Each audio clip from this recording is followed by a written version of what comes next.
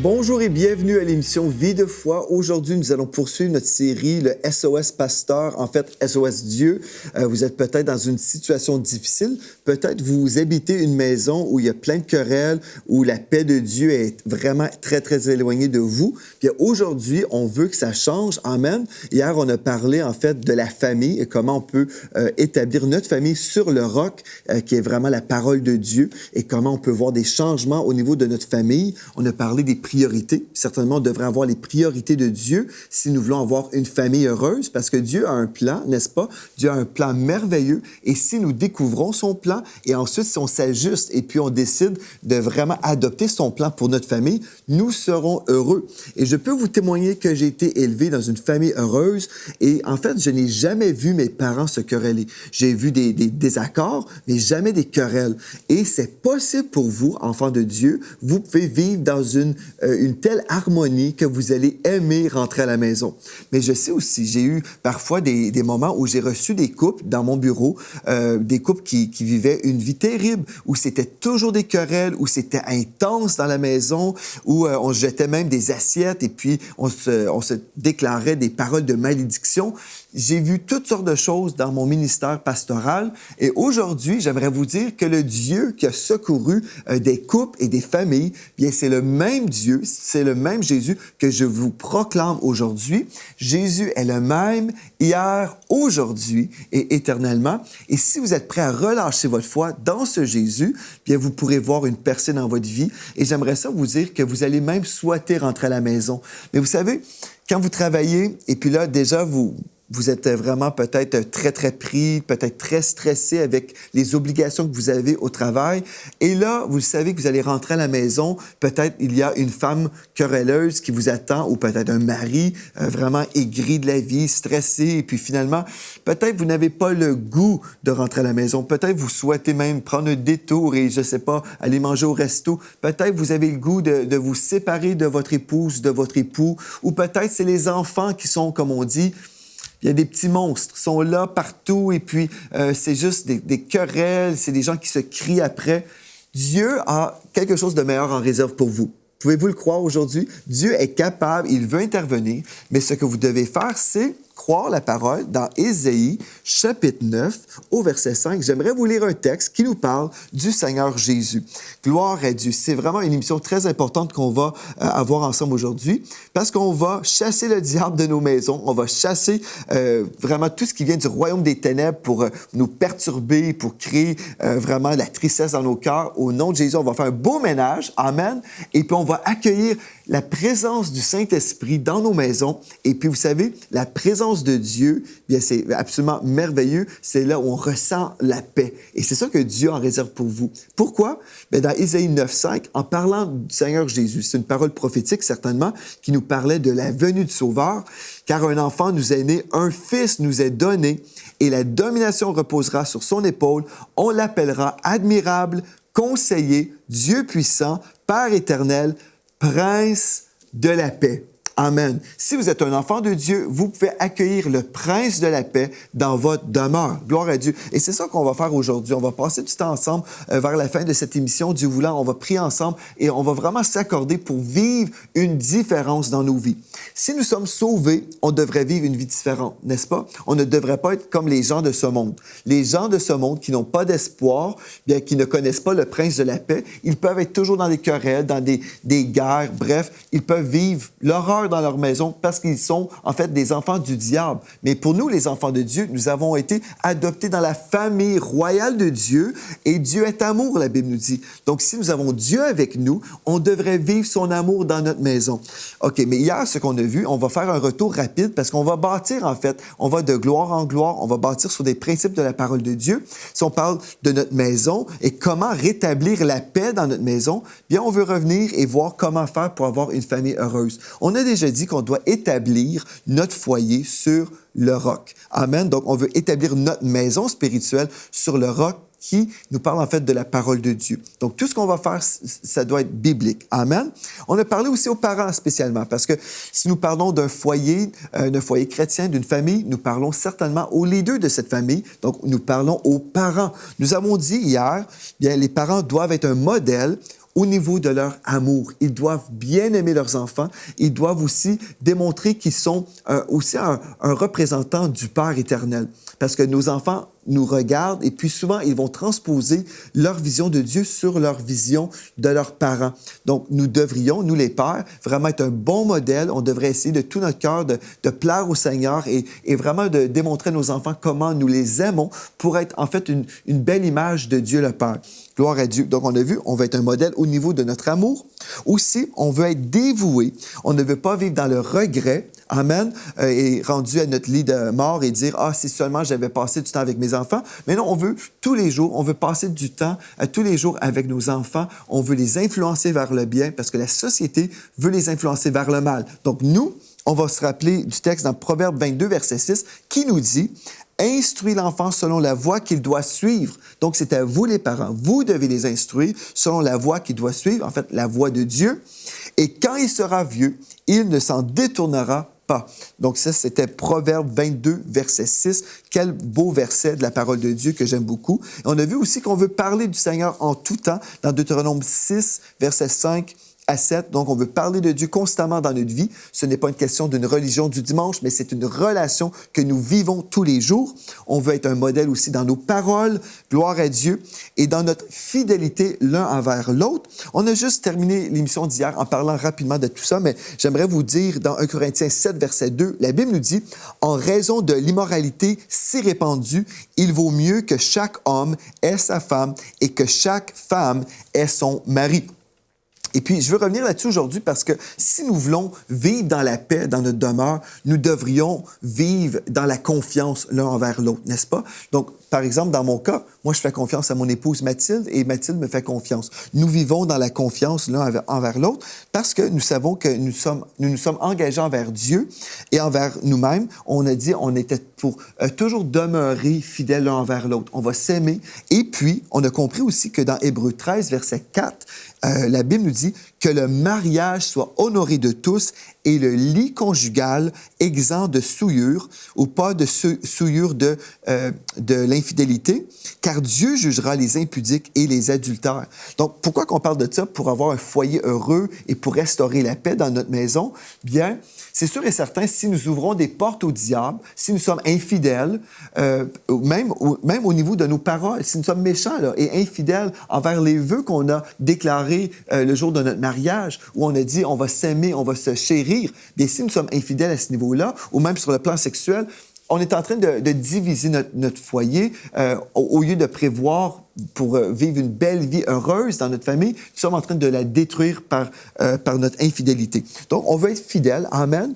Et puis, j'ai mentionné une chose très rapidement en terminant, et je veux revenir là-dessus, parce que comme on est parfois influencé par notre société, peut-être vous êtes parents en ce moment, et puis vous lisez des livres, et puis des livres de notre société avec des pensées humanistes, et des fois, on entend toutes sortes de choses. Par exemple, bien, c'est bien de recevoir nos enfants, même dans notre chambre à coucher, les enfants peuvent dormir avec les parents, parce qu'il y a cette mentalité qu'on ne veut plus instruire nos enfants dans les voies de Dieu, mais même on ne veut plus les instruire du tout. Il y a même des pensées où on ne devrait plus inculquer des valeurs, mais que vraiment les jeunes devraient découvrir pour eux-mêmes ce qu'ils veulent faire dans la vie, même au niveau de l'éducation. Il y a un courant ici au Canada où on dit, et peut-être même en Europe, je ne sais pas trop, mais les enfants ne devraient plus apprendre les mathématiques forcément. Si jamais ils ont besoin des mathématiques, bien là, on pourra leur enseigner à ce moment-là quand le besoin va se manifester. Et vraiment, c'est le diable, en fait, qui veut détruire des vies. Et c'est peut-être simpliste en vous le disant, mais je sais que même aux États-Unis, il y a eu un mouvement comme ça pour rendre les jeunes moins intelligents. Parce que, en fait, ce que le diable veut faire, c'est voler. Il veut voler toujours des destinées et puis il trouve toutes sortes de moyens. Et puis, il y a des mentalités de ce monde qui entrent parfois dans nos églises. Donc, ce qu'on veut faire, c'est dire non, non, non. La Bible me dit que je dois instruire mes enfants. Donc, je comprends que je dois être fidèle envers mon épouse, mais aussi, je dois comprendre que mon lit, ma chambre à coucher, c'est réservé pour le couple. Parce que Dieu nous appelle à se célébrer et à s'aimer, le mari et la femme. On doit s'aimer selon la parole de Dieu, mais si les enfants dorment dans la même pièce, c'est impossible. Et puis en fait, c'est le plan du diable de séparer et de diviser le couple. Donc, on doit avoir de l'ordre. le petit garçon, la petite fille devraient dormir dans leur chambre. Amen.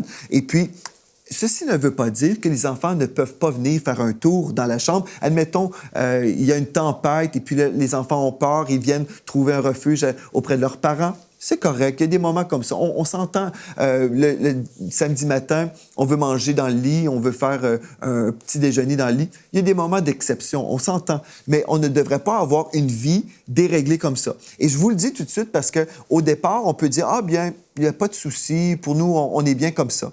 Bien, en fait, que vous soyez bien en ce moment ou non, ce n'est pas la volonté de Dieu parce que vous êtes en train de vous séparer dans votre couple, en fait. Vous êtes en train de prévoir pour votre échec, pour votre défaite. Et Dieu a vraiment des consignes à ce niveau-là. Donc, le texte nous dit que le mariage soit honoré de tous et le lit conjugal exempt de souillure, car Dieu jugera les impudiques et les adultères. Mais aussi, on comprend dans la parole que le mari et la femme devraient avoir des relations sexuelles ensemble. Et s'il y a toujours des enfants là, bien en fait, le couple est brimé. Donc, on crée des frustrations et au lieu d'être dans la paix de Dieu, bien, ce qui se produit, c'est qu'il y a vraiment, il y a peut-être plus de tension dans une famille. Et ce qu'on veut faire, c'est juste être biblique, n'est-ce pas? Donc, on va être ordonné à ce niveau-là. Aussi, on va être fidèle envers notre Seigneur. Ça, c'est une chose très importante. Le texte nous dit dans Hébreux 10, verset 25, « N'abandonnons pas notre assemblée comme c'est la coutume de quelques-uns, mais exhortons-nous réciproquement, et cela d'autant plus que vous voyez s'approcher le jour. » Donc, ce texte-là nous parle, dans Hébreux 10, 25, qu'on devrait être fidèle envers notre Église locale. Nous devrions servir de modèle à nos enfants que papa et maman vont à l'Église tous les dimanches. J'ai été élevé dans une famille comme ça où je ne me souviens pas d'un seul dimanche où mon père aurait dit « Je pense aujourd'hui, on va rester à la maison. » Non, jamais de toute ma vie que j'ai pu même entendre des paroles semblables. Bon, nous sommes partis en vacances et même lorsque nous étions en vacances, nous allions toujours à l'Église.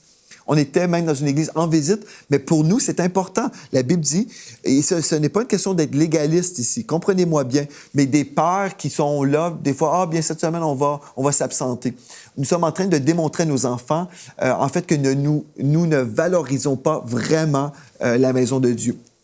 Si on veut avoir une maison établie, fondée sur le roc, on doit avoir une famille fondée aussi dans la parole de Dieu et dans l'Église, instaurée vraiment dans la parole de Dieu et dans son Église locale. Donc ça, c'est super important. Donc, soyez constants dans les voies de Dieu et une chose très importante aussi, marchez dans l'intégrité. Oui, vous êtes dans les voies de Dieu, mais marchez dans l'intégrité. Peu importe ce que les gens vont dire, peu importe les courants de notre société, vous voulez être dans la paix, vous voulez être dans la joie, vous voulez rétablir la paix dans votre demeure. Peut-être juste le fait de chasser vos enfants de votre chambre à coucher peut rétablir la paix dans votre maison. Vous savez, il y a tellement de désordre parfois dans nos maisons chrétiennes, là. Et c'est très important. Dans le psaume 84, verset 12, la Bible dit « L'Éternel Dieu est un soleil et un bouclier. L'Éternel donne la grâce et la gloire, donc sa faveur, sa présence. Il ne refuse aucun bien à ceux qui marchent dans l'intégrité. » Donc, la façon d'être intègre, c'est d'entendre la parole de Dieu ou la lire, et après on dit, « Seigneur, tu l'as dit, je vais le faire. Je vais être intègre, je vais te respecter, je vais avoir cette crainte pour ton nom. » Et là, dans Ésaïe 5, verset 20, remarquez bien ceci, dans Ésaïe chapitre 5 au verset 20, « Malheur à ceux qui appellent le mal bien et le bien mal. » Donc, je reprends, « Malheur à ceux qui appellent le mal bien et le bien mal, qui change les ténèbres en lumière et la lumière en ténèbres, qui change l'amertume en douceur et la douceur en amertume. » Ici, on parle en fait, c'est la société d'aujourd'hui. On détruit, on renverse en fait tout ce que Dieu avait prévu. La société est toujours en train de renverser les choses et si on veut vraiment découvrir la vision de Dieu, on peut juste voir notre société aujourd'hui et faire le contraire. Mais dans nos maisons, nous les chrétiens, les enfants de Dieu, Dieu nous appelle à vivre dans la paix ensemble. Dieu nous appelle à être fondés vraiment sur le roc et être heureux, être stable, être dans la paix. Nous devons être ces modèles. Donc, on a parlé des parents, mais les enfants, qu'est-ce qu'ils doivent faire aujourd'hui, les enfants? Bien, quelle bonne question. En fait, dans Proverbe 15, verset 5, écoutez bien ceci. Et je sais, encore une fois, il y a cette mode dans notre monde chrétien, une mode dans la société qu'on adopte parfois. On ne devrait plus discipliner nos enfants. On va juste peut-être chuchoter un petit nom et puis on va laisser agir nos enfants comme ils veulent parce qu'ils doivent être dans la liberté. Vous savez, si nous aimons Si nous aimons nos enfants, nous allons établir un encadrement pour leur vie. Nous allons mettre des limites et dire, oui, tu peux aller jusqu'ici et non. Tu ne peux pas traverser la rue quand tu veux, comme tu veux. Mais papa te dit, non, tu ne traverses pas la rue en ce moment, tu restes à la maison. C'est correct de dire oui et c'est correct de dire non aussi. Mais dans notre société où les enfants sont rois, bien, en fait, on voit toutes sortes de rébellions. Et les enfants doivent être vraiment disciplinés avant même l'âge de 4 ans. Parce qu'à partir de l'âge de 4 ans, souvent, les enfants ont déjà leur mentalité, ils ont déjà leur façon de voir les choses. Et puis, si on n'a pas vraiment cassé leur petite volonté dans leur jeunesse, on peut avoir des problèmes plus tard. Et la façon de le faire, c'est avec amour, certainement. Je crois dans l'amour de Dieu. J'ai été élevé dans l'amour, mais mes parents m'ont aussi fait comprendre qu'ils étaient les responsables, qu'ils étaient vraiment mes boss. Vous comprenez? C'était eux en charge. Ce n'était pas moi qui leur disais ce qu'ils devaient faire et je devais me soumettre. Je devais plier ma petite volonté à la volonté de mes parents. Écoutez bien ceci. Proverbe 15, verset 5 nous dit « L'insensé dédaigne l'instruction de son père, mais celui qui a égard à la réprimande agit avec prudence. » Donc, ce texte-là nous concerne certainement. Donc, on veut recevoir la correction, mais aussi on doit comprendre par ce texte-là que le père va donner de l'instruction à ses enfants. Le père va instruire ses enfants dans les voies de Dieu. Il va aussi réprimander ses enfants. Si, admettons, vos enfants sont toujours en train de vous désobéir, bien, vous devez prendre un temps spécial avec vos enfants et avoir un cœur à cœur avec eux et leur parler. Vous savez, bon, j'ai mon bureau à la maison aussi et puis j'ai parfois reçu mes enfants dans mon bureau et puis j'ai expliqué des choses. J'ai pu parler lorsqu'ils avaient l'âge de la compréhension, j'ai pu parler et dire, bien, il y a des choses qu'on permet dans la maison et d'autres choses qu'on ne permettra pas. Et si vous ne voulez pas, par exemple, juste, vous ne voulez pas vous ramasser dans votre chambre à coucher, par exemple, on a établi des systèmes aussi. Par exemple, on a établi des fées et des flow dollars. Donc, ma fille Félicité et Floramé. Et puis, parce qu'on se répétait, et puis finalement, on trouvait qu'il y avait du mal à vraiment nous respecter à ce niveau-là. Donc, on a trouvé une façon d'imposer notre volonté avec des punitions qui leur coûtaient des flow dollars ou des fée dollars, des dollars ou des euros si vous voulez, mais des dollars qui leur coûtaient des 15 minutes. Donc, je savais vraiment que mes filles aimaient leur téléphone, leur portable, et puis s'ils désobéissaient, admettons, ils partaient pour aller à l'école, et puis après, on pouvait voir dans leur chambre, finalement, qu'il y avait toutes sortes de désordres. On dit, ah, bon, bien, je viens de constater des infractions. Et puis là, on laissait une facture dans leur chambre. Et puis, on savait certainement qu'ils ne pourraient pas nous payer. Hein? Nos filles ne pouvaient pas nous payer en argent, mais elles pouvaient nous payer en fée dollars ou en flow dollars. Donc, Floramé, fée. Et puis là, on leur disait, OK, bien, aujourd'hui, tu as une dette envers nous de $1. Et bref, finalement, ils devaient nous remettre leur téléphone cellulaire pendant 15 minutes, une demi-heure et des fois toute une journée. Donc, une façon où on peut enseigner nos enfants et leur donner aussi des consignes et des conséquences. Et on peut aussi les récompenser. C'est vraiment la meilleure chose. Commençant avec des récompenses, on va dire, bien, vous avez bien agi, on célèbre cette victoire et on célèbre votre obéissance. Donc, on peut les bénir. Amen. On peut les bénir et les gâter. Pas gâter pourris, mais les gâter vraiment et célébrer tout ce qu'ils font de bien. Mais si après, on voit aussi qu'ils ont certaines choses dans leur vie et ils sont désobéissantes, OK, en parlant de mes filles, si j'ai vu qu'elles étaient désobéissantes, on peut aussi leur donner des flow dollars. Et vous pouvez trouver votre façon d'agir. Mais aussi, une des choses que vous pourrez faire, c'est même passer en entrevue vos enfants et vous pourrez dire, êtes-vous d'accord que telle chose n'était pas correcte? Et puis là, ils vont dire, oui, c'est vrai, papa. Et puis là, bien, donne-moi ton avis. Qu'est-ce que tu devrais avoir comme conséquence? Et des fois aussi, on a pu s'entendre sur la conséquence. Et vous savez, si on a une bonne communion avec nos enfants, ils vont pouvoir même s'accorder avec nous et dire, bien, OK, ça fait du sens. Donc, ce qu'on veut, c'est encadrer nos enfants et on veut que les enfants soient obéissants. Amen. Ce n'est pas un péché de dire non à nos enfants. Et vous savez, si Dieu nous appelle à être des modèles, bien, nos enfants aussi devraient être encouragés à devenir des modèles. On ne devrait pas avoir des enfants à l'Église, par exemple, qui dérangent toute l'Assemblée et on permet à nos enfants de faire toutes sortes de choses, grimper sur les rideaux, je sais pas. Non, les parents devraient discipliner leurs enfants. Aussi, on m'a déjà posé la question, concernant comment faire, bien, vous pourrez faire une étude biblique sur comment faire. Une chose est certaine, Dieu ne permet pas à un parent de blesser son enfant. OK? Donc ça, c'est biblique. On ne veut pas maltraiter ou battre nos enfants. Ce n'est pas de Dieu. Donc ça, c'est une chose très importante. Le parent ne devrait pas battre ses enfants.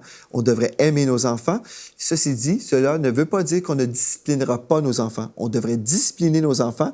Mais vous savez, quand on a discipliné nos enfants dès leur jeunesse, dans mon cas, je me souviens, une histoire où j'étais désobéissant et ma mère m'a rappelé de cette histoire. J'étais comme écrasé dans la cour chez mes parents. Ma mère me disait « Viens rentrer, c'est l'heure du souper, viens-t'en, rentre dans la maison. » Et puis moi, j'étais rebelle, j'avais 3 ans. Et puis je me suis écrasé, jeté par terre et puis j'ai dit « Non, je refuse. » Et puis finalement, ma mère m'a puni et puis elle m'a dit « Ce n'est pas non maman, c'est oui maman. » Ce n'est pas non maman, c'est oui maman. Et j'ai compris, j'avais 3 ans et puis j'ai enregistré, c'est oui, maman.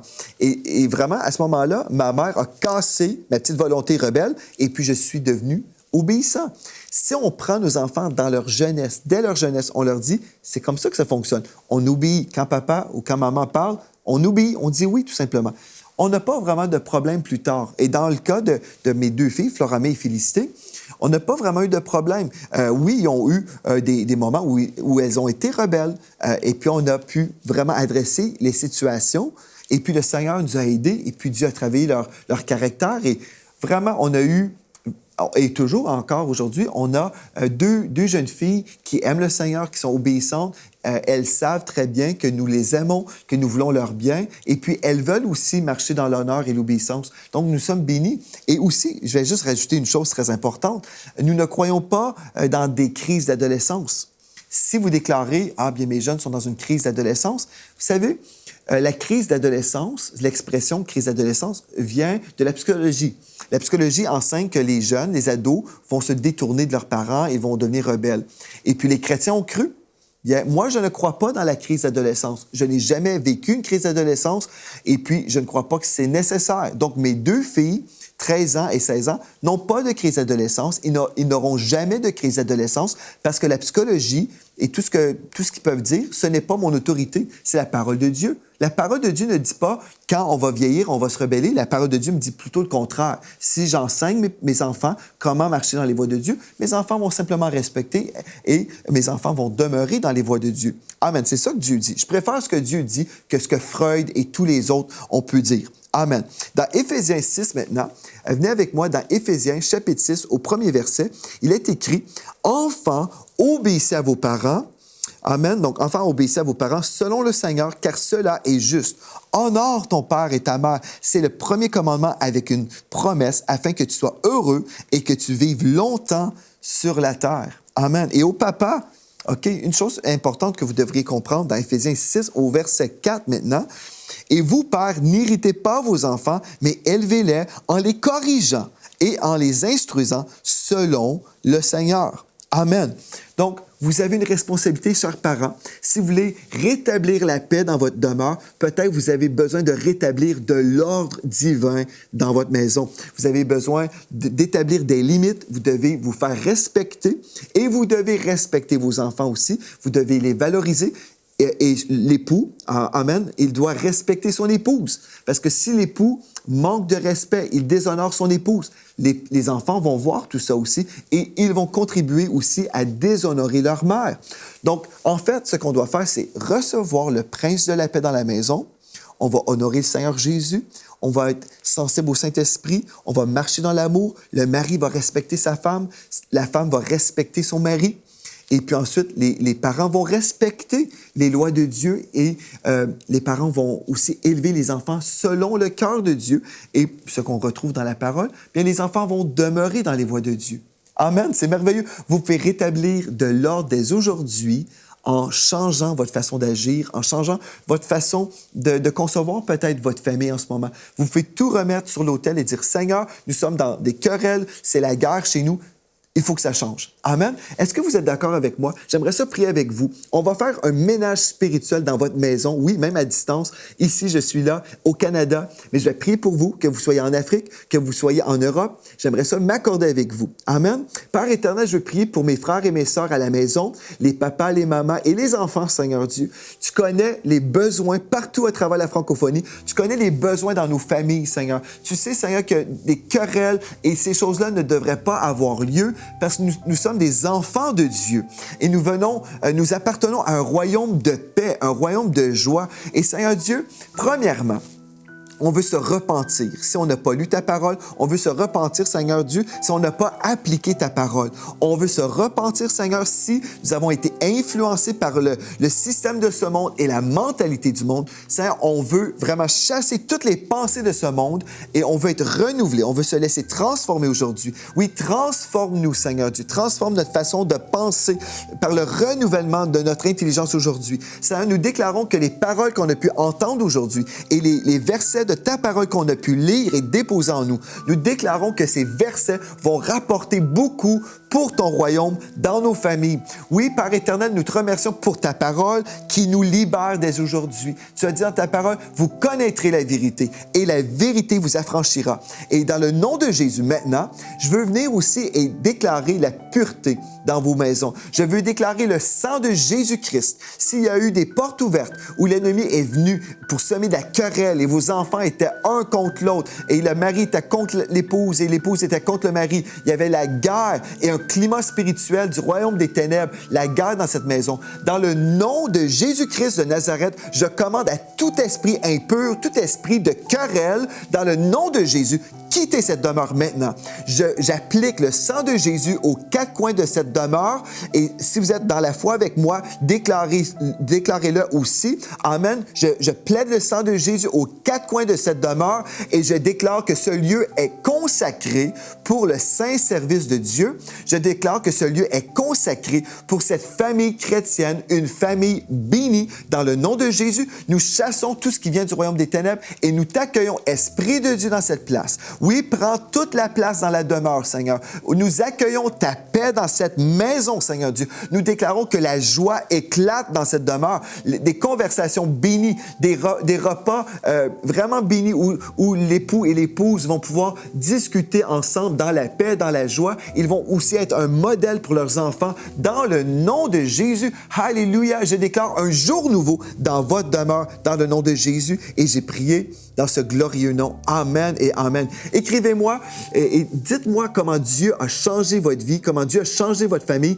C'est l'heure de voir un changement dans nos foyers chrétiens. Amen. Nous sommes appelés à être la tête et non la queue, toujours en haut, jamais en bas. Donc, soyez bénis dans votre demeure. Et d'ici à la prochaine fois, on poursuit demain dans ce thème merveilleux. Et d'ici à demain, soyez richement bénis.